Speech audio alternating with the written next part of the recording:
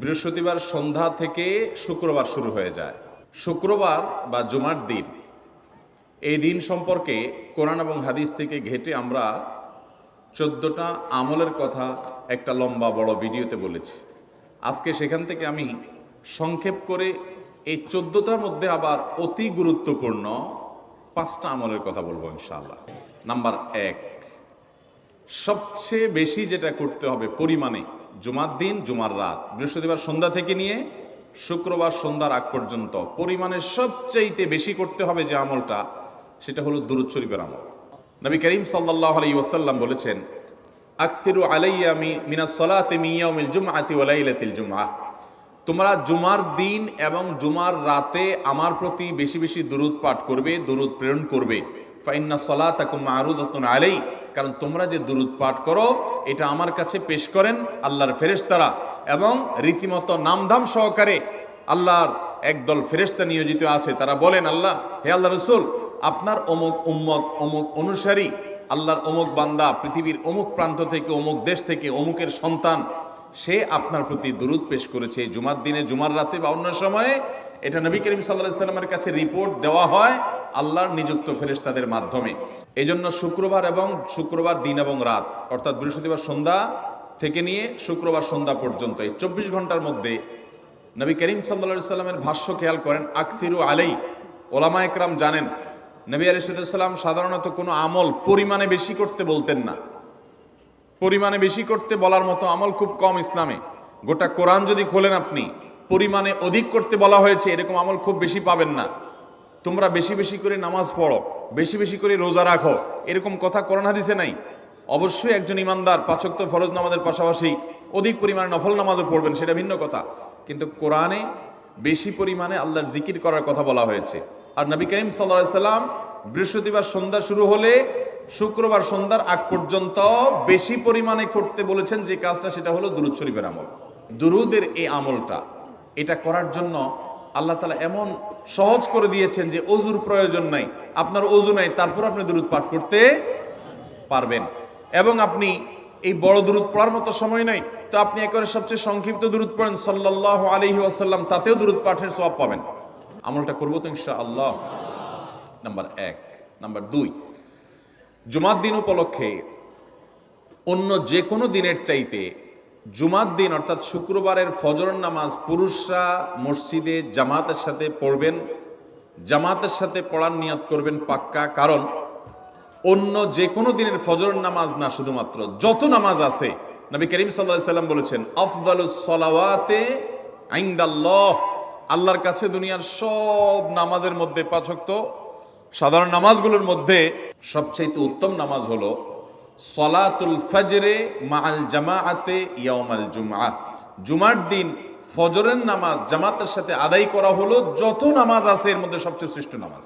ভাইরা আমার, প্রত্যেক বৃহস্পতিবার আসলে সন্ধ্যার সময় প্রতিজ্ঞা করব, সপ্তাহের অন্য দিন যদি আমার ত্রুটি বিচ্যুতি হয়ও আমি সেটাকে কারেকশন করার চেষ্টা করব, কিন্তু শুক্রবার ফজরটা পুরুষ হিসাবে আমি জামাতের সাথে পড়বই পড়ব। তার জন্য রাতে আগে আগে শোবো, ডাবল ট্রিপল অ্যালার্ম দিয়ে শোবো, অন্য নামাজি বন্ধুকে বলবো ফোন দিয়ে ডেকে দিবি, একে অন্যের সহযোগিতা করব, কিন্তু ফজরের নামাজ জুমার দিন ছাড়বো না ইনশাআল্লাহ। 3 নম্বর আমল হলো সূরা কাহাফ পড়ব।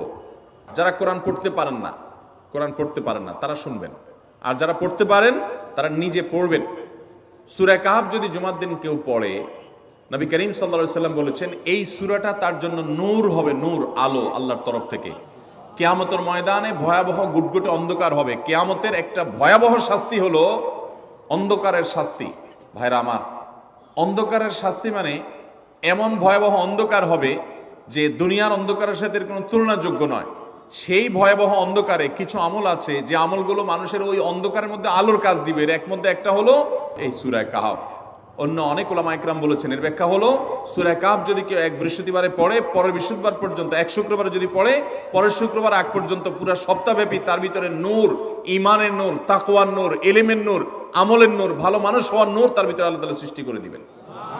তো নবী সাল্লাল্লাহু আলাইহি ওয়াসাল্লাম বলেছেন সূরা কাহাফের প্রথম 10 আয়াত যদি কেউ মুখস্থ করে, তো এই ব্যক্তিকে আল্লাহ রাব্বুল আলামিন এবং যদি তেলাওয়াত করে, এই ব্যক্তিকে আমলের মাধ্যমে দাজ্জালের ফিতনা থেকে আল্লাহ বাঁচিয়ে রাখবেন।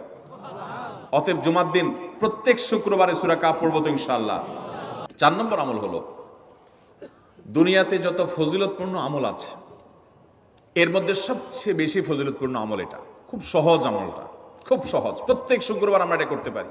জুমার দিন আগে ঘুম থেকে উঠে উত্তম রূপে গোসল করে মসজিদে আগে আগে গিয়ে পায়ে হেঁটে গিয়ে সামনে সামনে ইমাম সাহেবের কাছাকাছি গিয়ে বসা, অনর্থক কথা কাজ না করা, তেলাওয়াত জিকির আজকারের মশগুল থেকে নামাজটা পড়ে বের হয়ে আসা, এই কাজ, এই কয়েকটা কাজ যদি করে তাহলে কাজ কয়টা হলো? আগে আগে ঘুম থেকে উঠা, ওই যে ফজর নামাজ জামাতের সাথে পড়া ইত্যাদি, গোসল করা উত্তম রূপে, আর পায়ে হেঁটে মসজিদে যাওয়া, বাহনে না চড়া।